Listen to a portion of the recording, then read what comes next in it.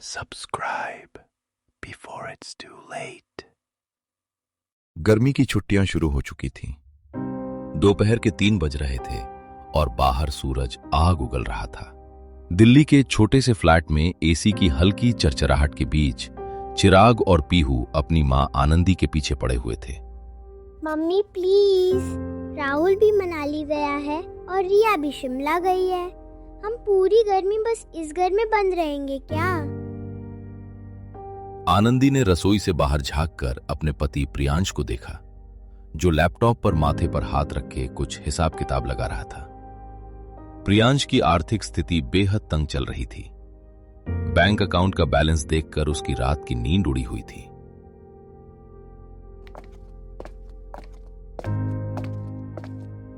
आनंदी प्रियांश के पास आई और उसके कंधे पर हाथ रखा। प्रियांश, बच्चे बहुत जिद कर रहे हैं। साल भर मेहनत करते हैं, कहीं पास में ही चले जाते हैं ना, ज्यादा खर्चा नहीं करेंगे। आनंदी, तुम जानती हो ना हालात कैसे हैं। जेब में इतने पैसे नहीं हैं कि किसी अच्छे हिल स्टेशन के 5 स्टार या 3 स्टार होटल का खर्च उठा सको। तो कोई बात नहीं ना, कोई सस्ता सा कमरा देख लो, बस बच्चों का मन बहल जाएगा। प्लीज मना मत करो। अपनी पत्नी की आंखों में उम्मीद और बच्चों के उदास चेहरे देखकर प्रियांश का दिल पिघल गया। उसने रात भर इंटरनेट खंगाला और उसे एक बेहद सस्ती जगह मिली, काली घाटी का द ओल्ड पाइन लॉज। उसने तुरंत उसे बुक कर लिया। अगली सुबह चारों अपनी पुरानी कार से काली घाटी के लिए निकल पड़े। जैसे जैसे वे मुख्य रास्ते से हटे, मोबाइल का नेटवर्क गायब हो गया। शाम के करीब 6 बजे जब आसमान में स्याह अंधेरा छा रहा था, उनकी कार एक जर्जर सुनसान हवेली जैसे लॉज के सामने रुकी। दूर दूर तक कोई दूसरा घर नहीं था। पापा, ये जगह थोड़ी डरावनी लग रही है। कुछ नहीं है बेटा, पुरानी बिल्डिंग है इसलिए ऐसी लग रही है।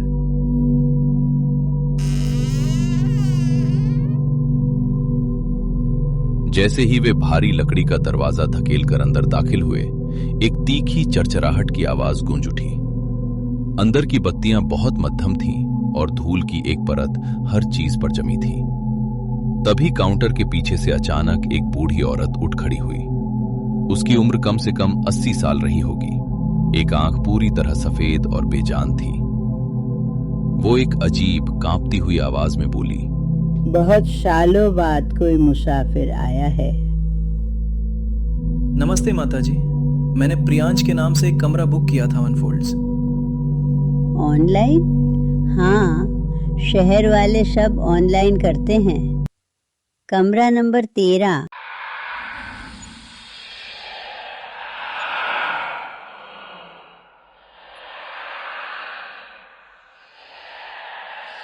सबसे ऊपर कोने में। वहां तुम्हें कोई परेशान नहीं करेगा, अगर तुम उन्हें परेशान नहीं करोगे तो। किन्हें परेशान नहीं करेंगे? रात को दीवारें सुनती हैं। बस एक बात याद रखना, रात 12 बजे के बाद चाहे जो हो जाए, कमरे का दरवाजा मत खोलना। और अगर कोई खिड़की खटखटाए तो बाहर मत देखना। बूढ़ी औरत ने एक डरावनी, बिना पलक झपकाए अपनी सफेद आंख से प्रियांश को देखा और फिर एक सूखी पीली हंसी हंसी। आनंदी ने घबराकर उससे सवाल किया, जिस पर बूढ़ी औरत ने अपनी उंगली होठों पर रख ली। उसने एक पुरानी, जंग लगी बर्फ जैसी ठंडी चाबी प्रियांश के हाथ में थमा दी।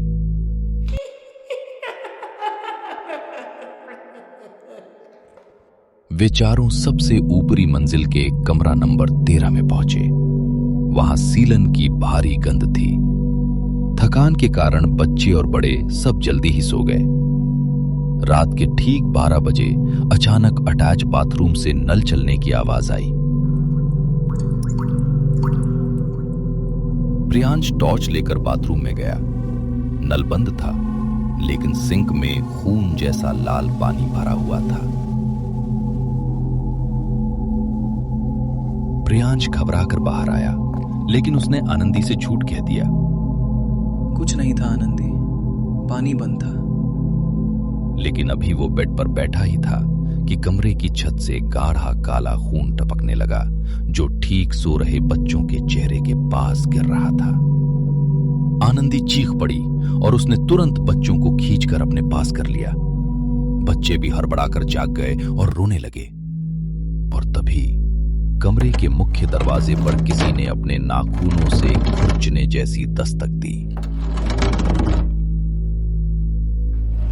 प्रियांश ने कांपती आवाज में पूछा, कौन है बाहर? तो बाहर से उसी बूढ़ी औरत की एक भारी और राक्षसी आवाज आई। दरवाजा खोलो, मुझे अपने बच्चों को खिलाना है। दरवाजा खोलो। पीहू बुरी तरह रोने लगी। तभी खिड़की के शीशे पर एक जोरदार वार हुआ। बाहर कोहरे में एक लाल आंखों वाला आधा जला हुआ साया हवा में तैर रहा था। खिड़की में दरारें आने लगी। प्रियांश ने हिम्मत जुटाई। उसने दरवाजा खोला। गलियारा खाली था, लेकिन दीवारों पर खून के निशान थे। वे चारों नीचे रिसेप्शन की तरफ भागे।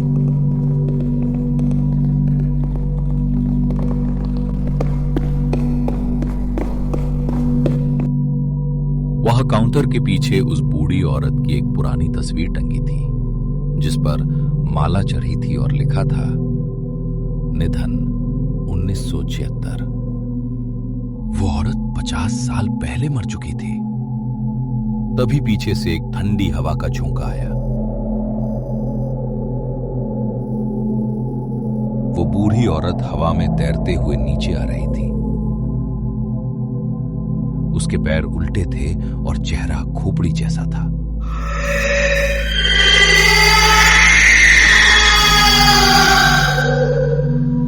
उसकी भयानक चीख से लॉज के सारे शीशे झटक गए। प्रियांश ने पास पड़ा एक भारी स्टूल उठाया और पूरी ताकत से मुख्य दरवाजे के कांच पर दे मारा। कांच टूट गया। प्रियांश ने आनंदी और बच्चों को बाहर निकाला और खुद भी कूदा। वे तुरंत अपनी कार में बैठे। प्रियांश ने कांपते हाथों से कार स्टार्ट की और तेजी से गाड़ी भगा ले गया।